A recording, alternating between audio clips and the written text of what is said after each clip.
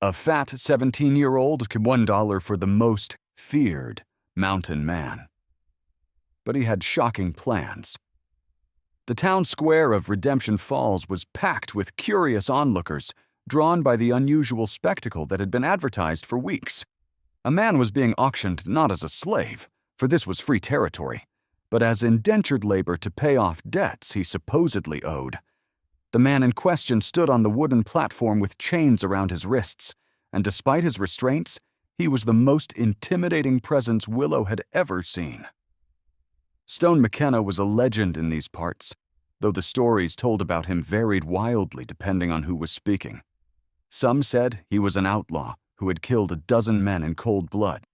Others claimed he was a war hero who had saved his entire regiment through acts of impossible courage. Still others whispered that he was something darker, a man with no conscience, no mercy, capable of violence that made hardened frontiersmen blanch. What everyone agreed on was that Stone McKenna was dangerous, unpredictable, and best avoided. He certainly looked the part. At well over 6 feet tall, with shoulders broad as an ox yoke, Stone dominated the platform. His muscular frame was evident even through his worn clothes, his arms corded with strength, his chest and abdomen showing the definition of someone who had spent years doing hard physical labor. Dark hair fell past his collar in waves, and several days' worth of beard shadowed his angular jaw. But it was his eyes that made Willow's breath catch pale gray, almost silver, scanning the crowd with an intensity that made people look away nervously. Willow stood at the back of the crowd, trying to remain unnoticed, as her stepmother, Constance, and stepsisters, Prudence and Mercy, pushed closer to the platform. At 17, Willow was used to being overlooked, dismissed, mocked for her substantial size in a family and town that valued slender beauty above all else. Her mother had died when she was 10, and her father had remarried within a year to Constance, a widow with 2 daughters of her own. When Willow's father died 3 years ago, leaving the struggling ranch to his daughter, Constance had legally maneuvered herself into control as Willow's guardian until she came of age. Since then, life had been an endless series of humiliations. Constance and her daughters treated Willow as an unpaid servant, forcing her to do the hardest work while they maintained the appearance of genteel ladies. They had spent what little money the ranch generated on their own clothes and comforts, letting the property fall into disrepair. And they never missed an opportunity to remind Willow that she was fat, ugly, and lucky they allowed her to live in her own family's home. "The bidding starts at $50, the auctioneer announced, his voice carrying over the murmuring crowd. 3 years of labor from Stone McKenna, to be used as the buyer sees fit within legal bounds. Who'll start us off?" Silence greeted his question. People shifted uncomfortably, casting nervous glances at Stone's imposing figure. The auctioneer tried again, lowering the price. $40? $30? Surely someone needs a strong back for farm work? Still nothing. The crowd was fascinated by the spectacle, but terrified of actually taking possession of the man. Stone's reputation was too fearsome, his presence too intimidating. Who would want such a dangerous man on their property, potentially turning violent at any moment? "This is ridiculous," Constance muttered to her daughters, loud enough for Willow to hear. "They're auctioning a criminal like he's valuable. He should be in prison, not being sold to work on some poor fool's land." "Maybe Willow should buy him," Prudence said with a cruel laugh. "She needs all the help she can get with that ranch falling apart. And who else would have her? A fat girl and a murderer perfect match." Mercy joined her sister's laughter, and even Constance smiled at the joke. Willow felt her face burn with humiliation, but something else stirred inside her, a tiny spark of defiance she usually kept buried deep. Her ranch was falling apart because Constance had been bleeding it dry for years. And suddenly, looking at the feared man on the platform, Willow made a decision that would change her life. $1, she called out, her voice surprisingly strong. Every head turned to stare at her. The auctioneer looked confused. "Did you say $1, miss?" "I did," Willow confirmed, stepping forward despite her stepmother's hissed protests. "I'll pay $1, for Stone McKenna's labor contract. The crowd erupted in laughter and shocked whispers. Constance grabbed Willow's arm, her nails digging painfully into flesh. "What are you doing, you stupid girl? You can't." "Actually, I can," Willow said, pulling away and continuing toward the platform. "The ranch is still legally mine until I turn 18. That means I can make decisions about labor and expenses." She reached the auctioneer and pulled a single silver dollar from her pocket money she had been saving from selling eggs in secret. $1. Do I hear any other bids?" The auctioneer looked around the silent, shocked crowd. No one else was bidding. Finally, he shrugged and banged his gavel. "Sold to the young lady for $1. Miss, if you'll step up here and sign the contract." Willow climbed onto the platform on shaking legs, acutely aware of every mocking whisper, every cruel laugh from the crowd. She signed the contract with trembling hands, officially taking possession of Stone McKenna's labor for the next 3 years. Only then did she dare to look directly at the man she had just purchased. Stone was staring at her with an unreadable expression, his pale eyes boring into hers with such intensity that she almost stepped back. But something in his gaze stopped her, not threat or anger, but something that looked almost like curiosity, recognition.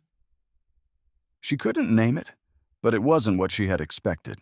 "I'm Willow Hayes," she said quietly, for his ears alone. "I have a ranch about 5 miles from here. It needs a lot of work, but I'll treat you fairly and feed you well. She hesitated, then added honestly, "I don't know anything about you except what people say, and I don't know if any of it's true. But I needed help, and you needed, well, whatever. This is better than whatever would have happened if no one bid."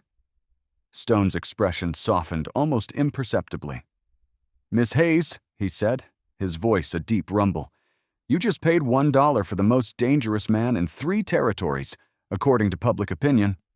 People are going to talk. They're going to tell you that you've made a terrible mistake. Are you prepared for that?" "People already talk about me," Willow said with a bitter smile.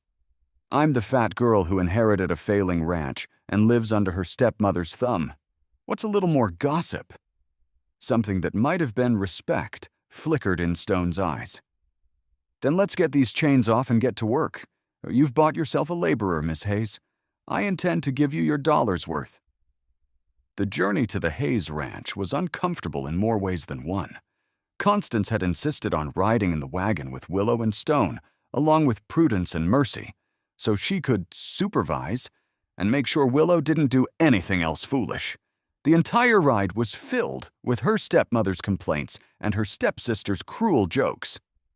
"I can't believe you spent money on this brute," Constance said for the 3rd time.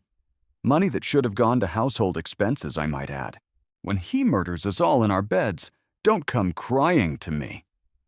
"If he murders us, I don't think crying will be an option," Willow muttered, then immediately regretted speaking when Constance's hand cracked across her face. "Don't be impertinent," Constance snapped. You may own that ranch for another few months, but I'm still your guardian, and you'll show proper respect." Stone's entire body had tensed at the slap, his hands clenching into fists. Willow saw a muscle jumping in his jaw and felt a flutter of fear, not of Stone, but of what might happen if he lost his temper. She caught his eye and gave a tiny shake of her head, trying to communicate that she was fine, that this was normal, that he shouldn't react. Stone's eyes narrowed, but he settled back and said nothing. The rest of the journey passed in tense silence. The Hayes Ranch, when they finally arrived, was a testament to neglect and decline. The main house was weathered and in need of paint. Several shutters hung at angles, and the porch sagged dangerously. The barn's roof had holes patched haphazardly with mismatched materials. Fences were broken in multiple places, and the few head of cattle visible in the distance looked thin and underfed. The vegetable garden that Willow tried to maintain was the only thing that showed any care, and even that was struggling. Stone surveyed the property with the assessing eye of someone who understood land and livestock. "How much acreage?" he asked Willow. 200 acres, she replied. Used to support 50 head of cattle plus horses, chickens, pigs. My father built this place from nothing, made it prosperous. But after he died..." She didn't finish the sentence, but she didn't need to. The evidence of decline was visible everywhere. "We'll need to prioritize," Stone said, already mentally cataloging the work. "Barn roof first before the next rain.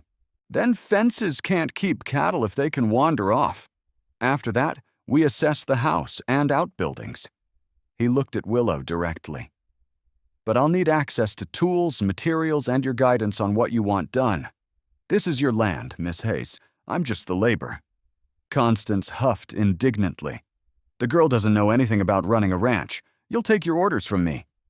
"The contract is with Miss Hayes," Stone interrupted, his voice polite but firm.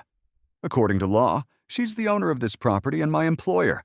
Unless there's some legal document saying otherwise, she's the one I answer to." Constance's face turned red with fury, but she couldn't argue with the legality of it. She stormed into the house with her daughters, slamming the door so hard that one of the loose shutters finally fell off completely. Willow looked at the fallen shutter, then at Stone, and suddenly she was laughing great, gasping laughs that shook her whole body. Stone watched her with something that might have been amusement. "I'm sorry," Willow managed to say through her laughter. "It's just, this whole situation is so absurd. I bought you for $1. You're supposed to be terrifying. My stepmother is having fits. And somehow, this is the best day I've had in 3 years." "Then let's make sure it stays that way," Stone said. "Show me where I'm sleeping, where the tools are kept, and let's get to work. We're losing daylight." Over the following weeks, Willow watched in amazement as Stone systematically began rebuilding her ranch. He worked from dawn until dark, his powerful frame seemingly tireless. He repaired the barn roof, replaced broken fence posts, fixed the sagging porch, tended to the cattle with a knowledge that suggested he'd been a rancher himself at some point. And he did it all with quiet efficiency, never complaining, never slacking. But what surprised Willow most was how he treated her. He didn't act like an indentured servant forced to work against his will. Instead, he treated her with respect, even deference, always asking her opinion before making decisions, teaching her skills she'd never learned, making her feel like an actual partner in running her own ranch rather than an unwanted burden. "Why do you do that?" Willow asked him one evening as they sat on the newly repaired porch, watching the sunset. "Ask my opinion about everything? You know more about ranching than I do. You could just do what you think is best." Stone considered the question carefully. "Because it's your land," he said finally. "Your legacy from your father. You should know how to run it, how to make decisions about it. I won't be here forever 3 years and my contract is up. When I leave, you need to be able to stand on your own." "Is that the shocking plan everyone in town has been whispering about?" Willow asked with a slight smile. "Teaching me to run my own ranch? How terrifying." Stone's lips quirked in what might have been a smile. "People love to imagine the worst in others. Makes them feel better about themselves. But the truth is usually more boring than the stories." "So what is the truth about you?" Willow dared to ask. "Are you really a murderer? An outlaw?" Stone was silent for so long that Willow thought he wouldn't answer. Finally he spoke, his voice heavy with old pain. "I was a soldier. I killed men in battle more than I care to count. After the war, I came west trying to forget, trying to build something instead of just destroying. I found work on ranches, eventually started to save money to buy my own land. Then I made a mistake." He paused, his jaw clenching. "I intervened when I saw a man beating his horse nearly to death. The man was wealthy, connected, and he had me arrested for assault and destruction of his property. I couldn't pay the fine, so they put me in debtor's prison. When that wasn't enough humiliation, they decided to auction me off, and here we are." "You were imprisoned for saving an animal?"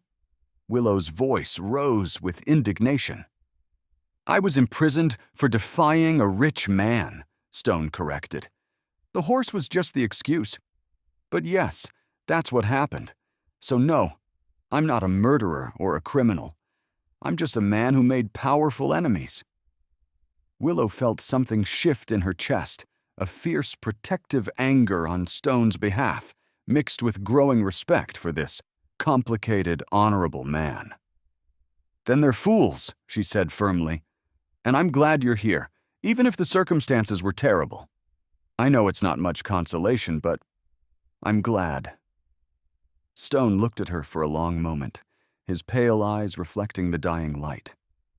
"So am I," he said softly. "So am I."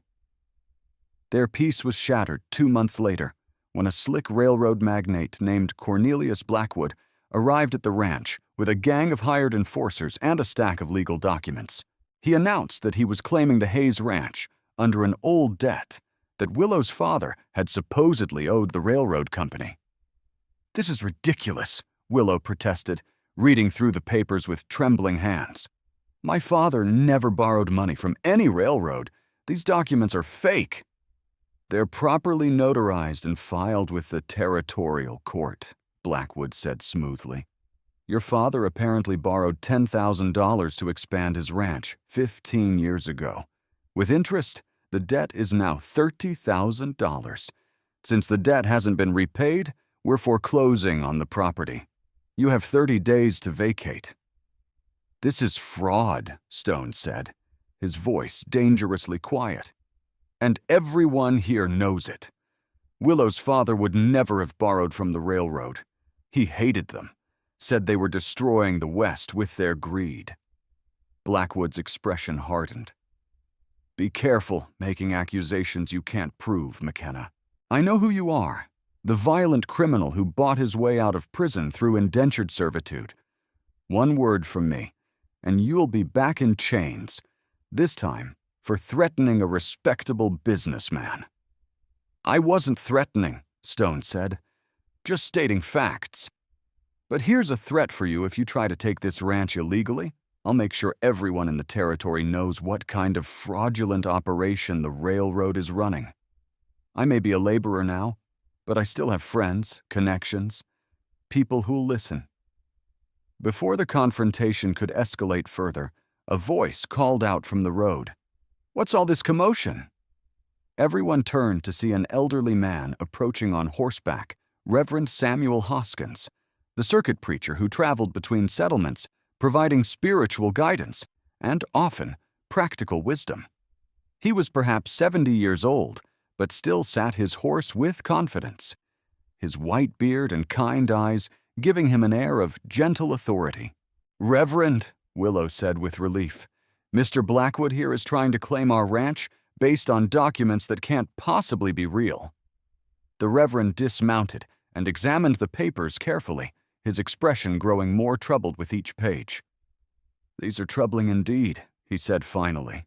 "The notary seal looks authentic, but I knew Willow's father well. He was a man of strong principles who would never have borrowed from the railroad he despised. And convenient that these documents only surface now, after both he and his wife are dead and unable to refute them." "Are you calling me a liar, preacher?" Blackwood asked dangerously. "I'm calling this situation suspicious," Reverend Hoskins replied mildly. "And I'm suggesting that before any property changes hands, these documents should be verified by an impartial party. Perhaps the circuit judge, when he makes his rounds next month."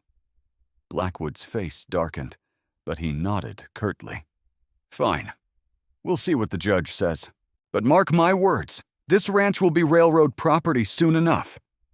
He and his men rode off, leaving a cloud of dust and threat behind them.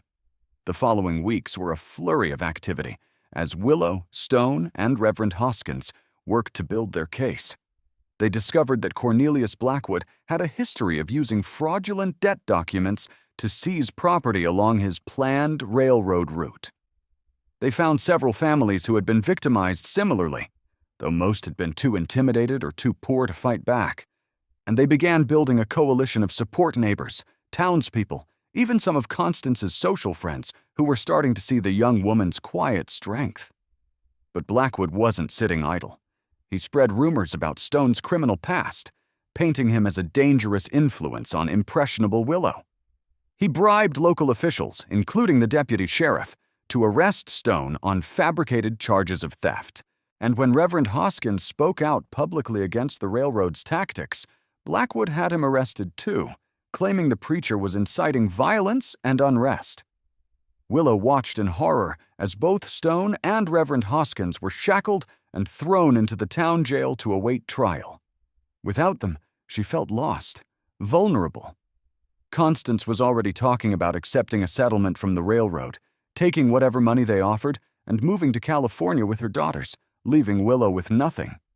But something had changed in Willow over the past months. Stone's patient teaching had given her skills and confidence. His respect had helped her see her own worth, and his unwavering support had shown her what true partnership looked like.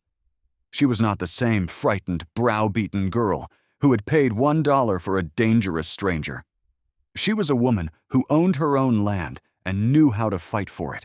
On the night before the trial, Willow sat at her father's old desk and wrote a letter to the circuit judge, carefully documenting every piece of evidence they had gathered, every witness they had found, every suspicious detail about Blackwood's supposed debt documents. She wrote about Stone's true character, about how he had rebuilt her failing ranch, not with violence, but with skill and dedication. She wrote about Reverend Hoskins's lifetime of service to the community and how respected he was by everyone who knew him. And she wrote about justice, about standing up for what was right, even when you were afraid. The next morning, Willow stood before Judge Marcus Thornwell in the crowded courthouse, her hands clutching the letter she had written. Every seat was filled with spectators, some supportive, some hostile, all curious to see how this drama would unfold. Constance sat in the front row, looking smug, clearly expecting Willow to fail. "Your Honor," Willow began, her voice shaking but determined, "I'm here to speak for Stone McKenna and Reverend Hoskins, who cannot speak for themselves due to their unjust imprisonment. I'm also here to expose the fraud being perpetrated by Cornelius Blackwood and the railroad company." She presented the letter and the evidence they had gathered, speaking clearly about each point. As she talked, she saw the judge's expression change from skeptical to interested to concerned. When she finished, Judge Thornwell turned to Blackwood. "Mr. Blackwood, these are serious allegations. Do you have witnesses who can verify the authenticity of your debt documents? Anyone who knew Mr. Hayes and can confirm he borrowed this money?" Blackwood shifted uncomfortably. "The debt was a private matter." "Convenient," the judge said dryly. "Miss Hayes, do you have witnesses who can speak to these matters?" "I do, Your Honor," Willow said. At her signal, half a dozen people stood up from the audience families Blackwood had victimized, neighbors who remembered Willow's father's hatred of the railroad, even the notary who had supposedly authenticated the documents, but had actually been bribed to forge the seals. One by one, they testified. The notary, conscience-stricken, admitted that Blackwood had paid him to create false documents. The victimized families described identical tactics used to steal their land. Neighbors swore that Willow's father would never have borrowed from the railroad under any circumstances. And then, unexpectedly, a woman stood up from the back of the courtroom, Mrs. Eleanor Sutton, one of Constance's closest friends and a pillar of local society. "Your Honor," she said, her voice quavering but firm, "I have something to say. Constance Hayes asked me several weeks ago if I knew anyone who could forge documents. She said it was for a business opportunity. I refused, of course, but now I wonder if she was involved in this scheme with Mr. Blackwood." The courtroom erupted in shocked whispers. Constance shot to her feet, her face white. "That's a lie. Eleanor, you wouldn't dare." "I dare because it's the truth," Mrs. Sutton said quietly. "I've watched you mistreat that poor girl for years, and I've said nothing because I was a coward. But I won't be complicit in theft and fraud. Not anymore." Judge Thornwell banged his gavel for order, then fixed Blackwood with a steely glare. "Mr. Blackwood, I'm dismissing all charges against Stone McKenna and Reverend Hoskins. Your debt documents are clearly fraudulent, and your claim on the Hayes Ranch is null and void. Furthermore, I'm referring this matter to the Territorial Marshal for investigation into fraud and attempted theft. You're to surrender any other such documents you may have and cease all attempts to seize property through these means. Do I make myself clear?" Blackwood looked like he might argue, but one look at the angry crowd and the judge's expression convinced him otherwise. He nodded curtly and left the courthouse, followed by boos and jeers from the spectators. Minutes later, Stone and Reverend Hoskins were released from their cells, both men blinking in the sunlight as they emerged to find Willow waiting. Without thinking, Willow threw her arms around Stone, hugging him fiercely despite the watching crowd. "You did it," Stone said, his voice full of wonder. "You fought for us. You won." "We won," Willow corrected. "All of us together. That's what community means, isn't it? Standing together against injustice." Reverend Hoskins placed a hand on both their shoulders. "You've shown remarkable courage, Willow. Your father would be proud. And you, Stone, you've found a place where you belong, a person who sees your true worth. I'd say that dollar was the best investment anyone ever made." In the weeks that followed, the Hayes Ranch experienced a transformation. With the threat of seizure gone, neighbors pitched in to help with repairs. Mrs. Sutton organized the town ladies to bring supplies and support. Even Constance, facing social ostracism for her role in the fraud, quietly packed up and left for California with her daughters, signing over all legal rights to Willow before she went. On Willow's 18th birthday, with the ranch flourishing and the community celebrating, Stone approached her with something in his hand. "I wanted to give you this," he said, holding out a single silver dollar. "Your dollar, actually? I've been keeping it since the auction." "Why?" Willow asked, confused. "Because that dollar represented something to me," Stone explained. "It was the moment someone looked past fear and reputation and saw a person worth saving. It was the moment my life changed. And I wanted to ask, now that my 3 years are almost up, now that I've worked off my debt, would you consider letting me stay? Not as indentured labor, but as a partner? As someone who's invested in this ranch and—" He paused, vulnerability clear in his usually guarded eyes. "And someone who's invested in you?" Willow felt tears streaming down her face, but they were happy tears. "You're asking to stay? After everything, you want to be here?" "I'm asking to build a life with you," Stone said quietly. "If you'll have me. I know I'm rough, and I have a complicated past. But you saw past all that once. Maybe you can see past it again?" "Stone," Willow said, laughing through her tears, "I didn't see past anything. I saw you, all of you, and decided you were worth $1 and a chance. Turns out you were worth so much more. Yes, I want you to stay. Yes, I want to build this life together, always yes." As Stone pulled her into his arms and the celebration continued around them, Willow thought about the terrified, mocked girl who had stood in that town square months ago and made a decision born of desperation and defiance. That girl could never have imagined this a thriving ranch, a supportive community, and a man who looked at her like she was the most precious thing in the world. But that girl had been brave enough to take a chance, to pay $1 for a feared stranger, to stand up for what was right even when she was terrified. And in doing so, she had saved not just Stone, but herself, transforming from a victim into a victor, from an outcast into a leader, from someone dismissed and mocked into someone respected and loved. The shocking plan everyone had whispered about turned out to be the most revolutionary thing of all two broken people finding healing in each other, building something beautiful from the ruins of their separate traumas, and proving that courage, compassion, and community could overcome even the darkest reputations and most unjust circumstances.